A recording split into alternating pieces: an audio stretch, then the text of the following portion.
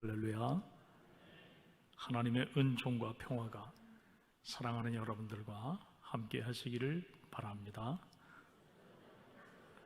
감사합니다. 옆자리 형제자매들과 평화의 인사를 나누시기 바랍니다. 다시 한번 이렇게 인사합시다. 오늘 예배 마치고 제가 커피 한 잔 사드리겠습니다. 돈 안 가지고 오셨어요? 외상도 가능하니까 꼭 커피를 한 잔 사주시기를 바랍니다. 교제하시라는 이야기예요. 풍성한 교제가 되기를 바랍니다. 우리가 하나님의 성품을 말할 때 사랑이 많으시고 은혜가 풍성하시고 자비로우신 분이라고 그렇게 이야기를 하며, 그렇게 하나님은 우리의 모든 죄를 용서하시는 분이라고 고백합니다. 맞습니다. 그런 하나님이어야 우리 인생을 맡길 수가 있습니다. 상처와 고통이 많은 이 세상에 다양한 문제가 있는데 그런 하나님이라야 우리에게 위로가 되고 쉼이 되죠. 하나님은 그런 분인 것이 틀림이 없습니다. 그런데 하나님은 그런 성품만 있으신 분이 아니라는 거예요. 그럼 어떤 성품이 또 계시는가? 모든 죄를 다 용서하시는 그런 하나님이시지만 단호한 부분이 있으신 하나님이세요. 즉 우상 숭배와 성령을 회방하는 죄를 용서하시지 않습니다. 무슨 죄? 우상 숭배와 성령을 회방하는 죄, 그걸 용서하시지 않아요. 오늘 말씀에서 결론적으로 예수님이 성령을 회방하는 죄를 용서받지 못한다고 말씀하시는 이유가 과연 무엇일까라고 하는 거예요. 그게 굉장히 중요한 말씀입니다. 마가복음을 읽어보면, 마가복음이라는 책은요 1장부터 예수님의 이적 사건이 계속해서 나옵니다. 굉장히 많은 이적 사건이 나와요. 귀신을 쫓아내시고 병을 고쳐주시는 이적 사건이 굉장히 많아요. 왜 이적 사건에 대한 이야기가 마가복음은 그렇게 많을까라고 하는 거예요. 마태복음처럼 예수님의 가르침이 그렇게 구구절절히 나오는 그런 책이 아니에요. 이 이적을 통해서 과연 마가복음 저자는 무엇을 이야기하려고 했을까라고 하는 겁니다. 그것은 예수님이 능력이 많으신 하나님의 아들 구세주라고 하는 사실을 증거하기 위해서 예수님의 이적 사건을 기록했다라고 하는 겁니다. 이 이적 사건을 체험한 사람들이 예수님을 따랐어요. 수많은 사람들이 예수님을 따랐어요. 그렇게 되다가 보니까 가는 곳마다 무리들이 쫓아오게 되므로 예수님과 그 일행들은 음식을 잡수실 겨를도 없었다라고 그렇게 성경이 예수님의 분주한 생활을 말씀합니다. 그런데 이상한 소식이 퍼지기 시작합니다. 예수님이 친척들로부터 어떤 이상한 소식을 듣게 되나 하면 미쳤다는 이야기를 듣게 되는 겁니다. 소문으로 이 친척들이 예수님이 미쳤다는 이야기를 듣게 된 거예요. 그게 예수님에게까지 들려왔어요. 그래서 이 친척들이 미친 예수님을 붙잡으러 찾아 나섰습니다. 그렇다고 한다면 정말 예수님이 미쳤는지, 왜 미쳤다는 이야기가 나왔는지 그걸 확인하고 난 다음에, 즉 사실관계를 확인하고 난 다음에 붙잡으러 다니든지 어떻게 하든지 해야 되는데, 소문에 의해서 사람들이 미쳤다 그러니까 그 이야기를 듣고 예수님의 친척들이 미친 예수님을 찾으러 다니는 그런 해프닝을 지금 보이고 있다라고 하는 거예요. 전에 들은 이야기를 사실 그대로 받아들였단 말이죠. 이 이야기는 무엇을 말하나 하면 예수님이 미쳤다라고 하는 이 모함과 비방, 거짓 증언에 의해서 예수님의 인격이 손상되고 훼손되는 문제가 있다라고 하는 거예요. 우리들 사이에도 마찬가지입니다.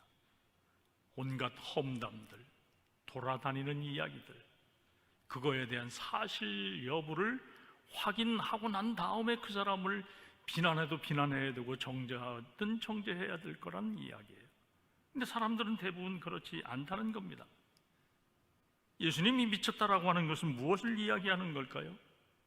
정신 상태가 정상이 아니라는 겁니다. 비정상적인 예수님, 광신자나 또는 정신병자 같은 그런 예수님을 지금 사람들이 쫓아다니고 있다라고 하는 거예요. 그래서 이 예수님의 활동을 인정하지 않으려고 하는 그 의도를 자꾸 사람들에게 드러내고 있다라고 하는 겁니다. 우리가 살아가는 동안에 이런 일들을 참으로 많이 경험합니다. 사실과 다른 이야기로 모함을 해서 그 명예를 훼손하고 인격을 망가뜨리는 그러한 일들을 보게 된단 말이죠. 이 거짓 증언에 대한 책임을 누가 집니까? 심각한 결과를 초래하는데도 그 책임을 대부분 지는 사람들이 없어요. 아니면 말고 이렇게 간단 말이에요. 우리가 오늘 신앙 공동체 안에서 일어나는 모든 일들을 잘 생각해 보십시다. 정말 사람에 대해서 이렇게 확인하지 않고 예수님이 미쳤다라고 이야기하는 것처럼 신앙 공동체 안에서 누군가를 그렇게 바라본 일은 없는지, 신앙 공동체 안에서 행하는 일들을 그런 시각으로 바라본 것은 없는지 돌아보아야 된다는 겁니다. 분명한 것은 신앙 공동체 안에서는 신비로운 일들이 반드시 일어납니다. 그 일들을 누군가는 체험합니다. 끊임없이 체험해요. 따라서 신앙생활은 비현실적이고 비논리적인 일들이 참으로 많아요. 하나님의 능력이 나타나는 것은 우리가 예측하고 판단한 대로 이루어지는 것이 아니에요. 사람이 마음대로 할 수 없는 그 무엇이 있단 말이죠. 하나님의 역사는 언제 어디서 어떻게 일어날지 아무도 몰라요. 그래서 함부로 판단하고 단정하는 일이 없어야 된다는 이야기입니다. 여러분들은 성령을 어떻게 이해하시며 성도의 삶과 어떤 관계가 있다고 생각을 하십니까? 먼저 성령을 회방하면 죄가 된다라고 하는 것을 분명하게 기억해야 됩니다. 예루살렘에서 서기관들이 올라왔어요. 그러면서 예수님이 바알세불의 힘에 의지해서 귀신을 내쫓았다라고 이야기를 해요. 엄청난 모독입니다. 바알세불이 누구예요? 귀신의 두목입니다. 예수님이 이 귀신의 두목의 힘을 빌려가지고 귀신을 내쫓았다라고 이야기를 하는 거예요. 그러나 이 바알세불은 고대 수리아의 그 사람들이 숭배하던 신의 이름인데 큰 저택의 주인이라고 하는 그런 뜻을 가지고 있는 그런 우상입니다. 아하시아가 이 사건이 있었어요. 사마리아에서 다락 난간에서 떨어져가지고 크게 다치는 사건이 있습니다. 열왕기하 1장에 보면 그 내용이 나오는데, 그렇게 다치고 난 다음에 바알세불에게 사절단을 보내가지고 과연 이 아하시아가 그 다친 상처가 나을 수 있는지 없는지를 물었어요. 주의 천사가 보니까 도저히 있을 수 없는 일을 이 아하시아가 지금 하고 있는 거예요. 그래서 엘리야에게 이런 이야기를 해요. 아니, 이스라엘에 하나님이 계시는데 왜 바알세불에게 물으러 가느냐? 그걸 이 아하시아에게 물으라고 주의 천사가 엘리야에게 지시를 해요. 그래서 이 아하시아는 그런 행위 때문에 하나님에게 묻지 않았으므로 병들어 죽고 말 것이라고 하는 이야기를 들어요. 서기관들이 예수님께서 귀신을 쫓아내는 것은 바알세불의 힘을 의지한 것이라고 말하는 이 의도가 과연 무엇일까요? 귀신의 왕의 힘을 빌려서 그렇게 귀신을 쫓아냈다고 한다면 예수님은 귀신과 결탁한 일이 되는 거예요. 귀신과 결탁한 일이 되는 거예요. 그렇게 되면 이들의 주장이 예수님의 귀신 추방 행위를 하나님과 관련이 없는 일로 규정하려고 하는 의도를 드러내는 일이란 말이에요. 여기서 우리는 한 가지 중요한 신앙 교훈을 얻어야 되는데, 교회가 행하는 일 앞에 세상 사람들이 비방하고 비난하는 것이 아니라 우리들 스스로 교회가 행하는 일, 우리가 행하는 일에 대해서 반대하고 비난하고 부정하는 그러한 행위를 하는 교우들이 있단 말이죠. 똑같은 거예요. 주님의 이름으로 행하는 일들을 주님의 공동체 안에 있는 또 다른 누군가가 비난을 한다고 한다면 이 서기관들이 교회를 향해서, 예수님을 향해서 비난하는 것과 같은 똑같은 일을 교회 안에 있는 사람이 교회가 행하는 일을 향해서 비난하는 것과 똑같은 결과를 초래해야 한다는 거예요. 예수님은 이 서기관들의 주장에 대해서 비유로 반론을 제시합니다. 아주 단순한 말씀으로 사탄이 사탄을 못 내쫓는다는 거예요. 사탄과 사탄이 합치면요, 더 강력한 사탄의 생각이 나오겠지요. 어떻게 사탄이 쫓겨나가겠습니까? 절대 못 쫓겨나가는 겁니다. 앞을 못 보는 사람이 또 다른 앞을 못 보는 사람을 인도할 수 있어요? 둘 다 걸려 넘어질 수밖에 없습니다. 그래서 우리 주님이 이렇게 말씀하세요. 나라가 갈라져 싸우거나 집이 분쟁을 하면 그 나라와 집은 버틸 수 없고 양쪽 다 망하게 될 것이라고 하는 거예요. 하나님의 성령이 하시는 일을 부정하게 되면 이런 결과를 초래하게 된다는 것을 주님이 강조하고 계시는 거예요. 여러분, 창조를 누가 하셨습니까? 하나님이 하셨어요. 창조를 하나님의 영이 하신 일입니다. 사람을 하나님의 형상대로 지으셨다라고 하는 것, 또 흙으로 사람을 빚으시고 그 코에 생기를 불어넣으셨다라고 하는 것, 그래서 영적인 존재가 되었다라고 하는 것, 모두 하나님의 영이 하신 일이에요. 독생자 예수 그리스도를 보내신 것도 하나님의 성령이 하신 일입니다. 예수님을 광야 사탄에게로 내모신 것도 성령께서 하신 일이에요. 성령께서는 사탄의 시험을 받지 않도록 하신 것이 아니라 사탄에게 예수님이 시험을 받도록 그 광야 현장으로 내몰았다라고 하는 거예요. 말씀을 전파하는 일도 성령이 하시는 일이에요. 귀신을 추방하고 병을 고치는 것도 모두 성령께서 하시는 일입니다. 죄를 사하시는 것도 성령께서 하시는 일이에요. 초대 교회에 보면 성령께서 사도들을 담대하게 하셔서 말씀을 전파하게 하시는 것을 볼 수가 있어요. 따라서 예루살렘에서 온 이 서기관들은 비난과 비방, 험담을 하려고 하는 것이지 진실을 이야기하는 사람들이 아니란 말이에요. 사탄을 사탄의 방법으로 쫓아낼 수 없습니다. 좋은 목적을 나쁜 방법으로 이룩할 수 없고 악한 방법으로 좋은 결과를 낳지 못합니다. 악은 언제나 악을 낳게 마련이고 악이 선한 열매를 낼 수 없는 것은 자명한 이치예요. 예수님의 친척과 예루살렘에서 온 이 서기관들은 성령을 회방하는 죄를 범하고 있어요. 여러분, 내가 하나님의 말씀을 듣게 된 것, 그거 우연인 줄 아십니까? 성령의 역사인 줄 기억하시기 바랍니다. 사람이 죄와 그 비방하는 것을 용서받을 수 있지만 성령을 회방하는 것은 절대 용서받지 못한다고 주님이 말씀하세요. 성령을 모독하는 죄는 영원한 죄가 된다고 경고하십니다. 예수님은 성령으로 귀신을 쫓아내시는 분이시지 귀신의 왕 바알세불의 힘을 빌려서 그렇게 귀신을 쫓아내는 분이 아니에요. 그렇게 말하면 성령을 모독하는 죄가 된다는 겁니다. 성령으로 일어난 하나님의 역사를 바알세불이나 사단의 일로 몰아세우는 것은 용서받을 수 없는 그런 모독죄가 된다라고 하는 겁니다. 주님의 이름으로 행하고 선포된 일을 비난하고 부정하는 것, 성령을 모독하는 일이에요. 성도들은 믿음으로 살되 성령을 모독하는 일이 아무도 없게 되기를 주님의 이름으로 축원합니다. 다음으로 성령의 도구로 살아야 됩니다.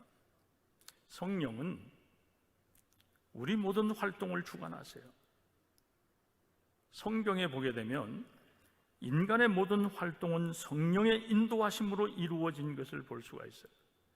성령께서 우리의 마음을 여시고 변화시켜서 새 영을 부어주시는데 그 새 영을 받은 사람을 통해서 놀라운 역사를 일으키신 것을 볼 수가 있어요.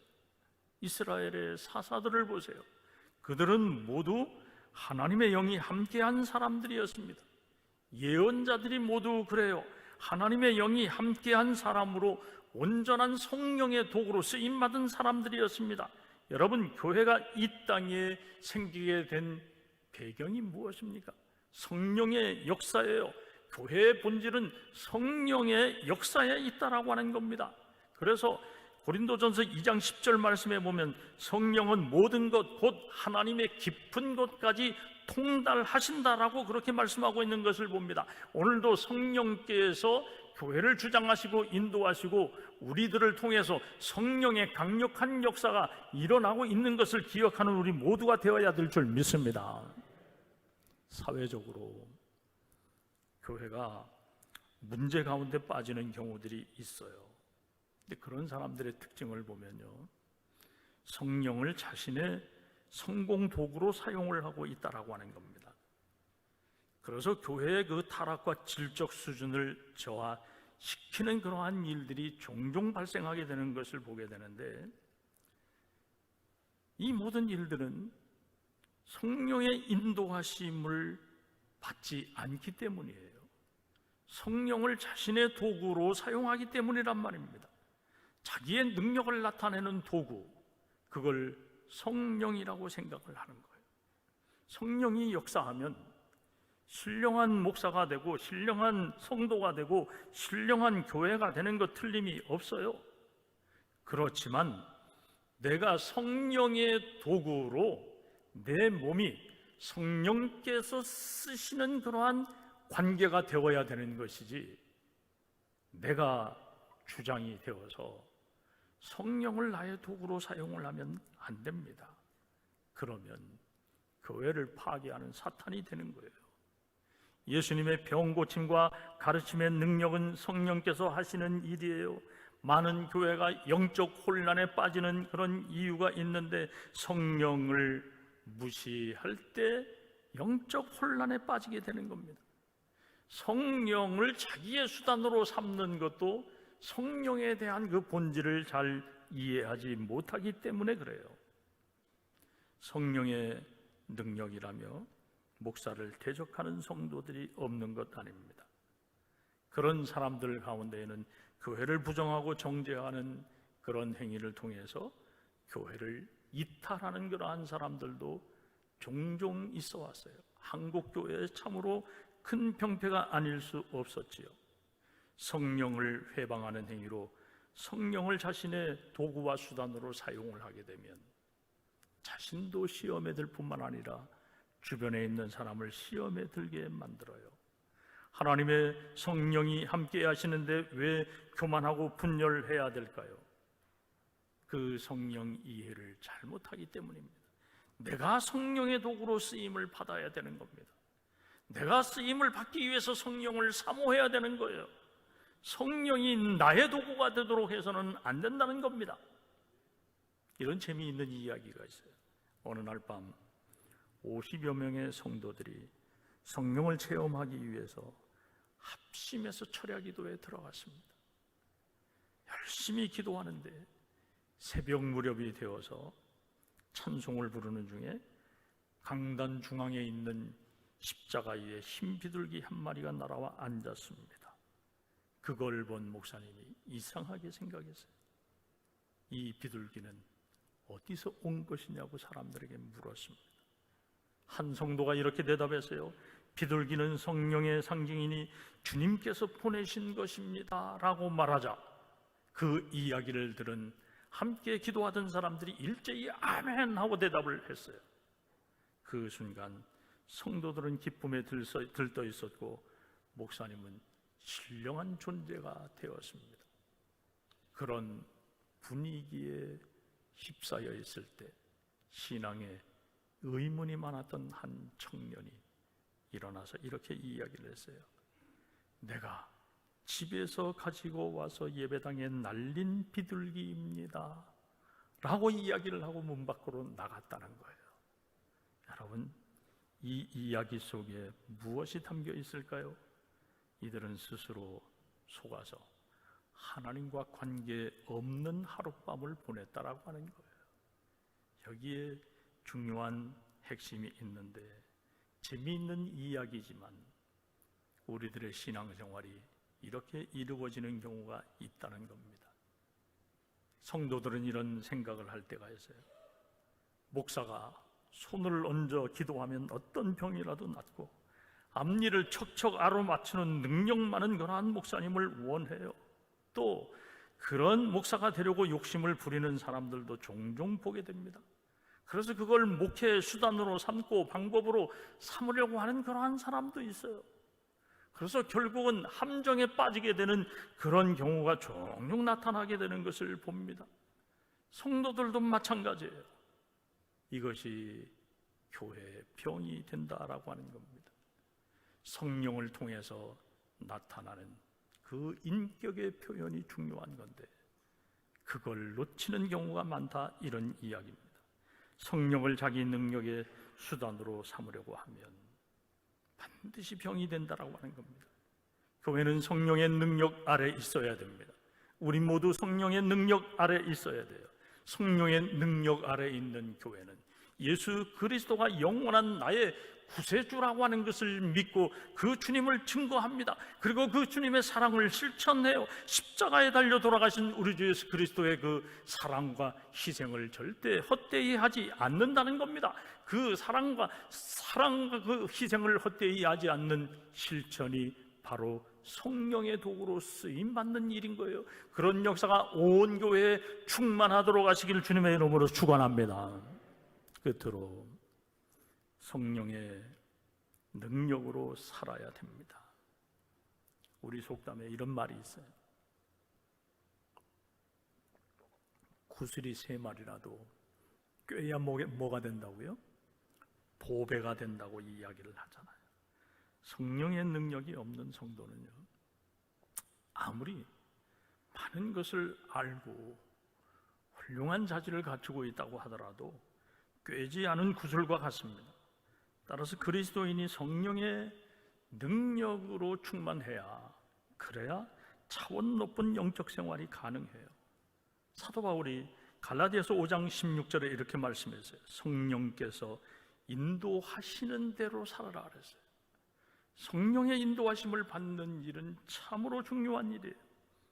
그렇다고 한다면 성령의 능력으로 살게 되면 어떤 현상이 생기느냐? 첫 번째, 복음을 증거하는 삶이 됩니다. 복음을 증거하는 일이 매우 중요한 거예요. 이 복음을 증거하는 것은 예수 그리스도를 믿고 살아가는 일이 많은 사람들에게 자랑스럽게 느껴지는 겁니다. 여러분 각자 한번 생각해 보세요.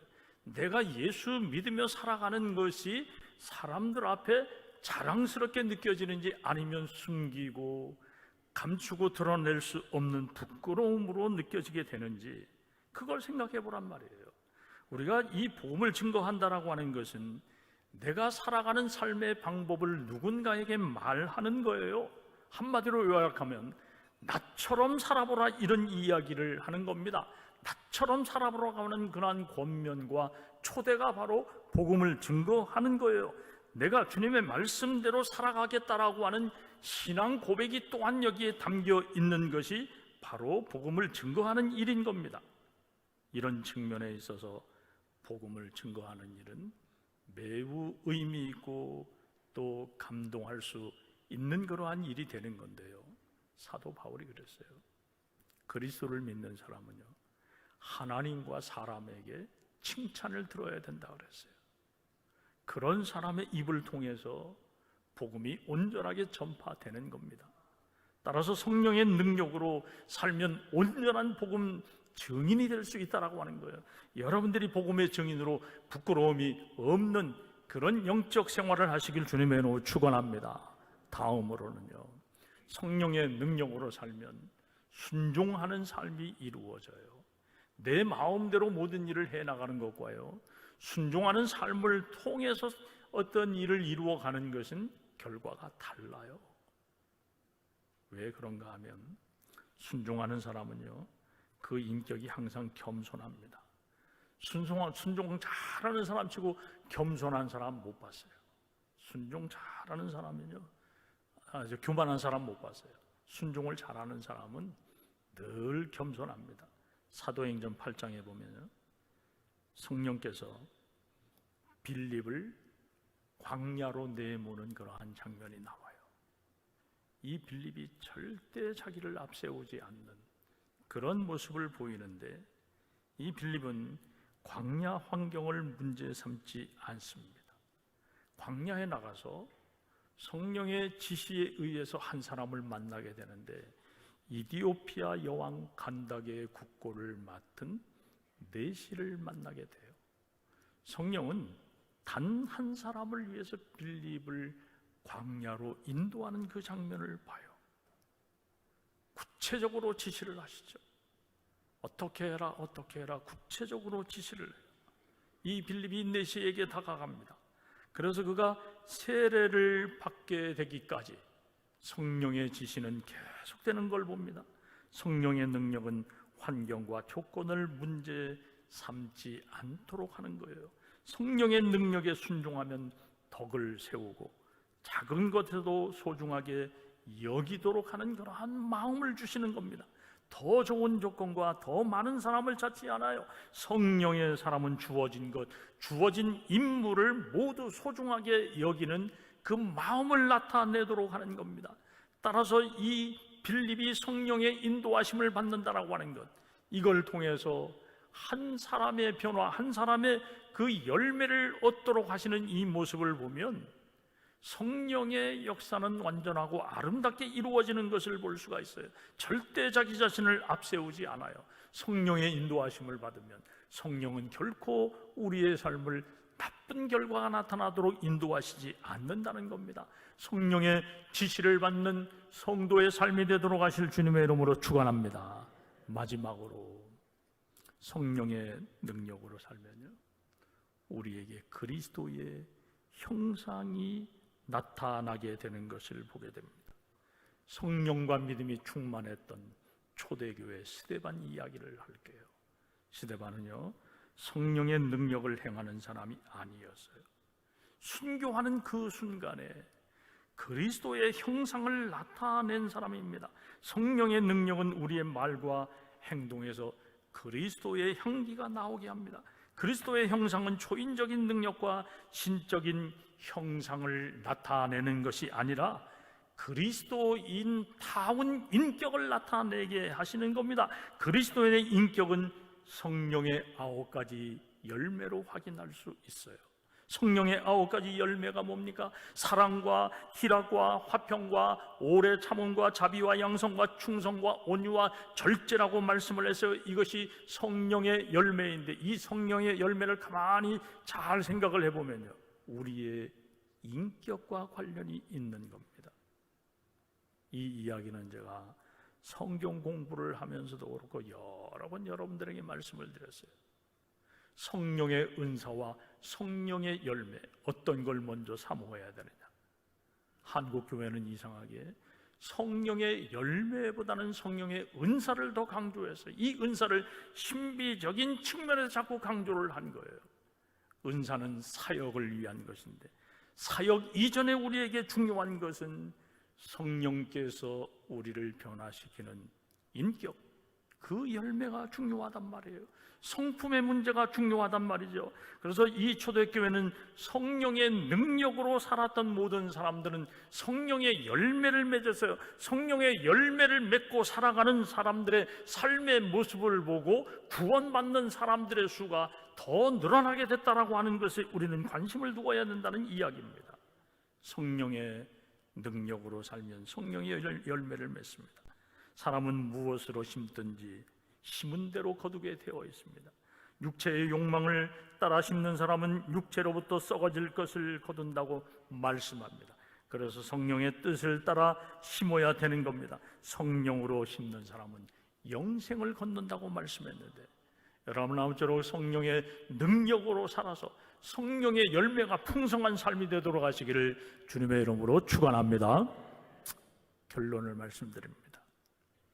일본 사람들이요, 우리 훈민정음 해례본이 나타나기까지 한글을 얼마나 비아냥거리고 비난했는지 몰라요.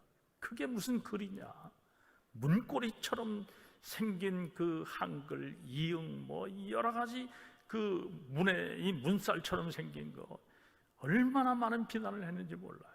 그런 비난을 받고도요, 한글을 어떻게 만들었는지 몰랐기 때문에 반박할 수가 없었어요. 이 훈민정음 해례본이 발견된 것이 그런 많은 오해와 비난을 해결하는 결정적인 계기가 되었어요. 선교사님들이 우리나라에 들어왔을 때 그랬대요.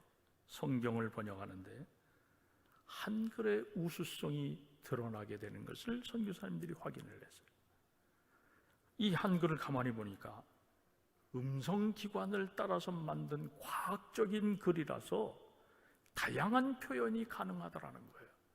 그래서 그 언더우드 선교사님이 한글의 우수성을 이야기하면서 뭐라고 얘기를 했냐면, 한글이 우수한데 세계에서 두 번째로 우수한 글이다, 이렇게 얘기를 했다는 겁니다. 그럼 첫 번째는 뭐예요? 영어겠지요. 복음을 전파하러 온 이 선교사님이 선교사의 자존심 때문에 한국 문화의 우수성을 인정하기가 그렇게 어려웠다, 이런 이야기예요.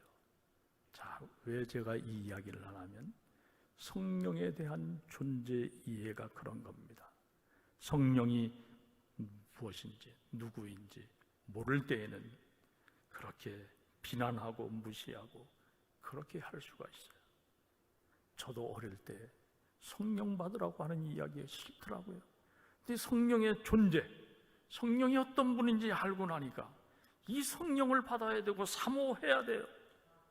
신앙생활의 연수를 더하게 되면, 하나님의 말씀을 배워가게 되면 반드시 성령을 체험해야 돼요. 성령을 존중하고 성령이 인격적으로 우리를 만나주시는 사건이 되도록 그렇게 해야 된단 말이에요.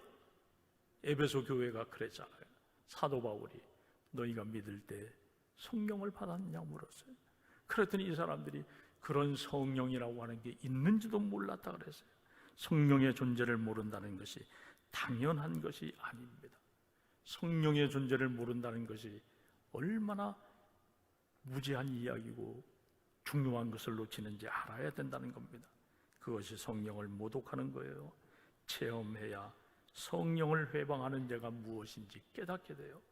예수님이 바알세불의 힘으로 이적을 일으켰다고 비아냥거리는 것, 최대의 모독입니다. 성령을 사모하세요. 교회는 성령의 능력 아래 있어야 됩니다. 성도는 성령을 회방하지 말고 성령의 도구로 쓰임을 받아야 돼요. 성령의 능력이 우리의 육체에 나타나도록 해서 하나님의 영광을 드러내는 성도의 삶이 되도록 하시길 주님의 이름으로 축원합니다.